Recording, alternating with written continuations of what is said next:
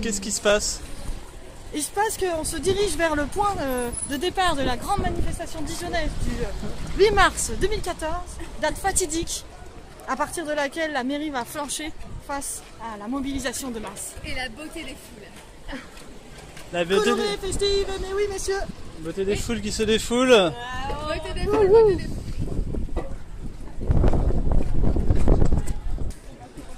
Quel miel vous allez récolter dans quelle sorte de ruche? Écoute, regarde, j'ai même mon collègue ici là. On va transporter une ruche spécifique pour les hommes de la manif.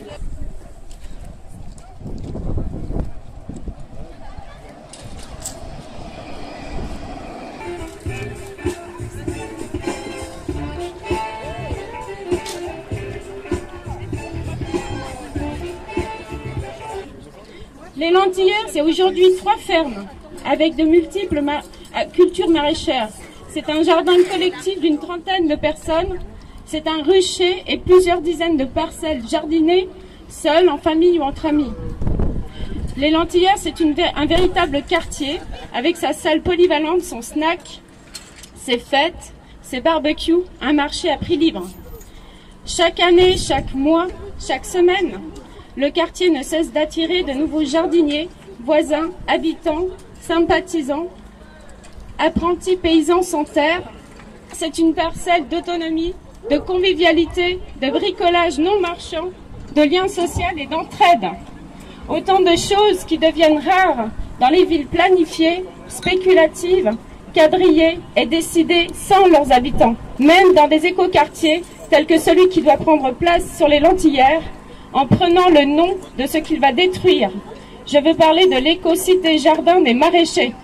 Nous, habitants et jardiniers du quartier, avons redonné vie à 6 hectares de terre fertile, qu'aujourd'hui la mairie veut bétonner avec son éco-quartier de 21 hectares, dont 20 000 mètres carrés de bureaux et de commerce. 13 autres éco-quartiers sont en chantier. Des centaines d'hectares sont bétonnés autour de Dijon pour des zones industrielles ou commerciales, alors que la terre nourricière est un bien rare et non reproductible. Mais le projet de la ville se résume à un seul chiffre, 300 000 habitants pour entrer dans la course des grandes métropoles et dans la course à l'attractivité et à la compétitivité entre territoires, en vidant toujours un peu plus les campagnes. Si tant est que demain, les bulldozers viennent araser les dernières terres maraîchères et le premier quartier libre de Dijon, sur le terreau de la spéculation et des rêves de grandeur des notables locaux, nous n'aurons pas tout perdu. Nous avons déjà gagné 4 ans à semer dans les esprits les graines de l'émancipation, de notre alimentation, les savoir-faire paysans, les valeurs de solidarité et de résistance. Mais nous n'avons pas l'intention de baisser nos fourches.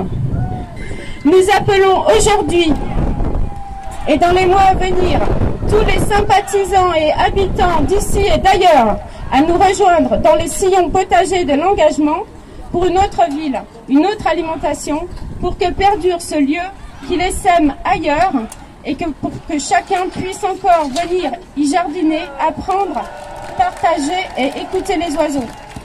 Donc déjà pour info, le Grand Dijon c'est le maître d'ouvrage du projet d'éco-cité Jardin des Maraîchers qui veut détruire toute la dynamique qu'on crée depuis 4 ans sur les Lentillères et pour le remplacer par une ville à l'image des décideurs, aseptisée, sous contrôle et derrière un vernis bien épais d'écologie, d'éco et compagnie. Depuis 4 ans qu'on existe, enfin que la dynamique des Lentillères existe, ils ont montré toute leur mauvaise volonté à ne jamais prendre en compte les alternatives qu'on met en place sur les Lentillères. Et moi, c'est ce que j'appelle la stratégie un petit peu de la fable des 3 singes africains. Devant n'importe quelle problématique, et les Lentillères, c'est une problématique, entre guillemets, pour eux, on préfère, ces gens-là préfèrent se cacher les yeux, se boucher les oreilles et se pincer le nez. Déjà, ils se cachent les yeux depuis 4 ans parce que pour eux, les Lentillères, c'est toujours 20 énergumènes qui cultivent péniblement 3-4 légumes tordus et qui font 2-3 actions originales en ville de temps en temps et des manifs insignifiantes. Donc ça, c'est leur mot à eux. Donc là, aujourd'hui, j'ai pas l'impression qu'on soit vraiment insignifiant.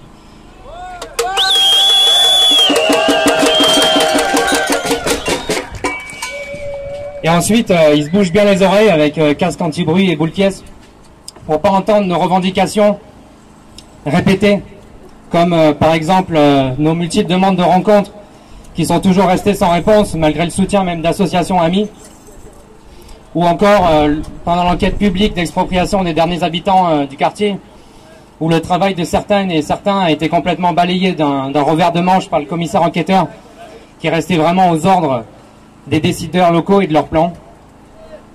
Ou encore tout récemment, quand pendant la campagne des municipales, dans les réunions publiques, où 3 questions consécutives sur les Lentillères au maire sortant socialiste suffit à interrompre la réunion en prétextant des perturbations. Et d'ailleurs, pour l'anecdote, depuis ce jour-là, l'accès est formellement interdit à ces réunions publiques, à tout ce qui ressemble de près ou de loin à un jeune qui porte pas l'écharpe rose du parti. Faut voir leur air dégoûté quand ils se pincent le nez à l'évocation de l'occupation illégale du quartier des Lentillères, qui viole leur sacro-saint principe de la propriété privée, qui s'arrange de bafouer quand ils le veulent bien, comme par exemple sur les Lentillères. Et oui, on occupe illégalement les Lentillères, et on l'assume parce que pour nous c'est légitime. Et malgré le fait qu'ils se bouchent les oreilles, cachent les yeux et se pincent le nez, en fait ces gens-là ils ont surtout compris que si on va négocier avec eux un jour, imaginons, si on va les rencontrer, c'est pas pour négocier sur avoir 10 ou 20 parcelles de jardins familiaux sur les pires terres pourries de la friche, comme c'est déjà prévu dans leur projet d'écoquartier.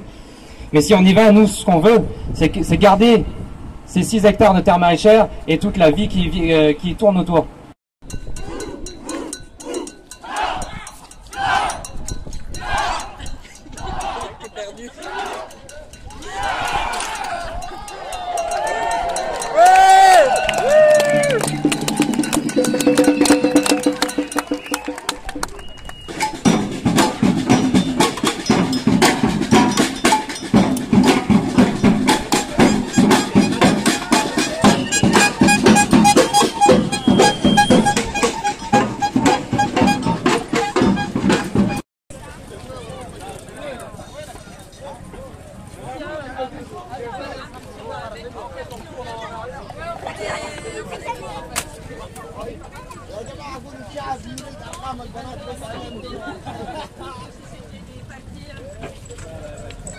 Là, ça montre que même les enfants.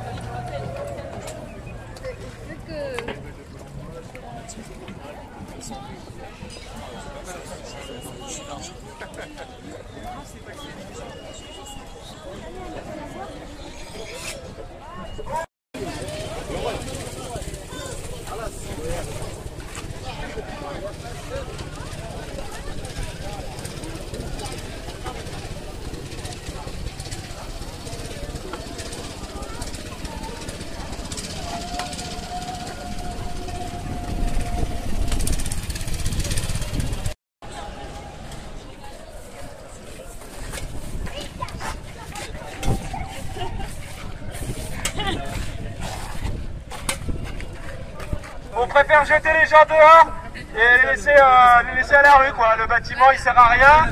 Il n'y a aucun projet dessus pour l'instant. 2 ans que c'est vide, que ça a été muré. Voilà, on voulait faire un petit détour par là. Et on peut remercier la mairie de Dijon qui a totalement collaboré à l'expulsion de ces bâtiments en déclarant insalubre. La mairie de Dijon est toujours dans les bons cours, là, merci.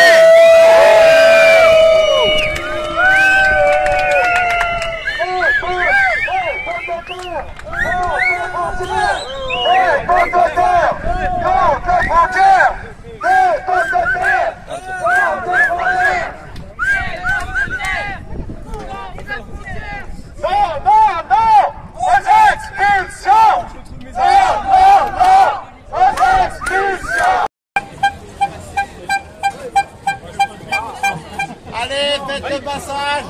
Faites le passage!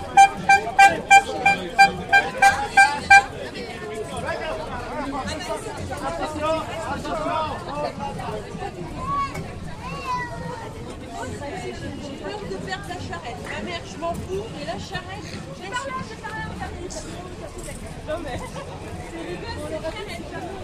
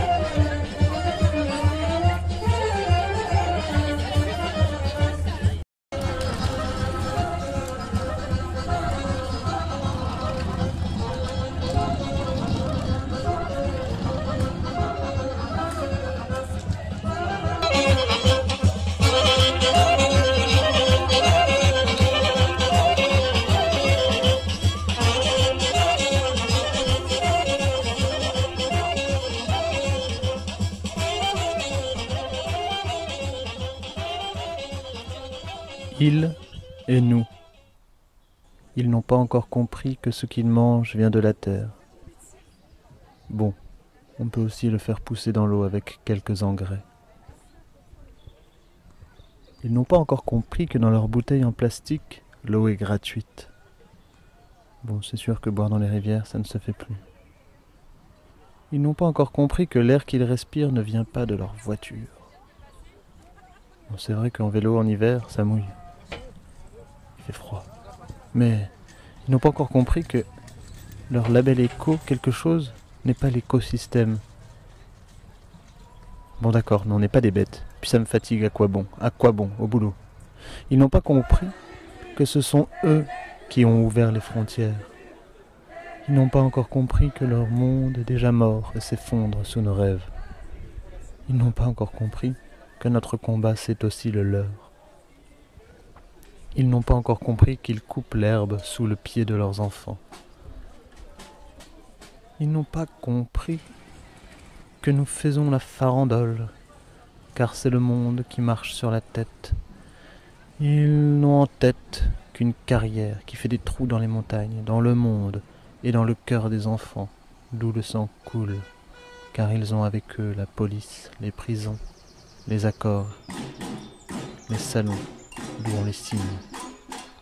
Ces accords qui nous rendent pas d'accord.